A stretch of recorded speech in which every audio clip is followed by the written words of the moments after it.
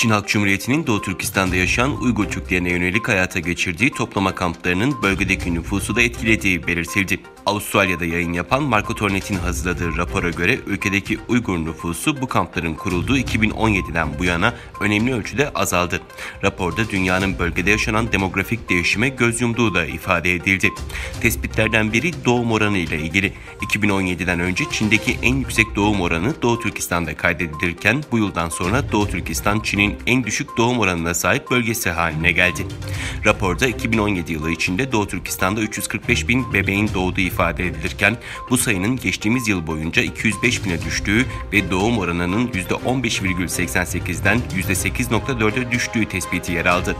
Bölgedeki diğer kentler Hotan ve Kaşgar'da da Uygur nüfusunda belirgin düşüşler gözlendi. ABD'li antropolog ve sivil toplum aktivisti Adrian Zenz bu durumun bu düşüşün toplama kamplarından kaynaklandığının yüksek bir ihtimal olduğunu belirtti.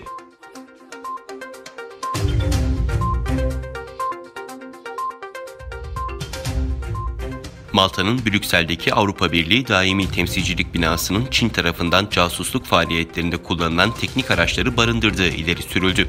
Malta basınında da geniş yankı uyandıran France Le Monde gazetesinin haberine göre Belçika Gizli Servisi yıllardır AB Daimi Temsilcilik binasının Çinliler tarafından AB kurumlarına yönelik casusluk yapmak için kurduğu teknik bazı araçları barındırmasından endişeleniyor.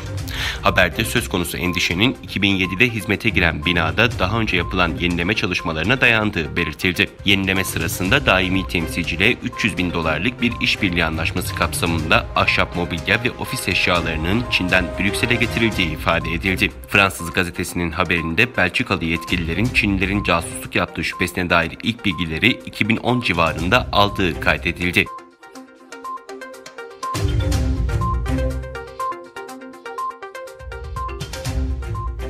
Rusya Dışişleri Bakanı Sergey Lavrov yeni tip koronavirüs konusunda ABD'nin Çin'i suçlayarak yaptırım hazırlığına girmesinin doğru olmadığını söyledi. Lavrov bir gazete ve televizyon kanalına verdiği röportajda ABD Senatosu'nda salgın konusunda işbirliği yapmaması nedeniyle Çin'e yaptırım uygulama yetkisi verilen tasarıya ilişkin değerlendirmelerde bulundu.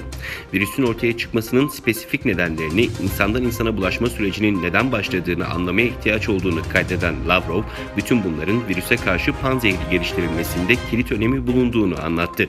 Lavrov, virüsün Çin'den kaynaklandığını ve bu nedenle bu ülkeye yaptırımların uygulanması gerektiğini düşünmenin doğru olmadığını söyledi.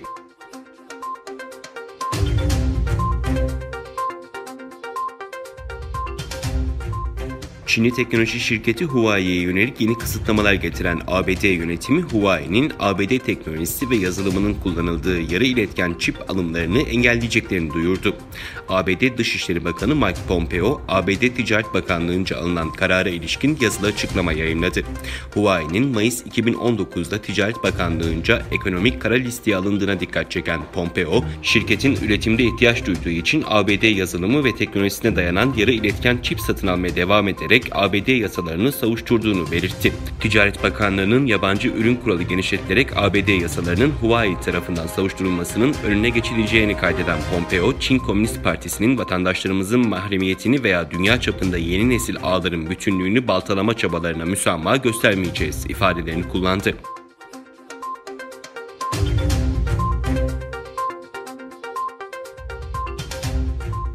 Facebook, Afrika'nın internet altyapısını oluşturmak için 6 telekomünikasyon şirketiyle ortak bir proje yürütecek. Facebook'tan yapılan açıklamada aralarında Çin'den Mobile International, Mısır'dan Telekom ve Vodafone'un da bulunduğu telekomünikasyon şirketleriyle 2 Afrika adını verdikleri proje kapsamında Afrika'nın etrafına deniz altından yaklaşık 37.000 kilometre uzunluğunda internet kablosu çekileceği vurgulandı.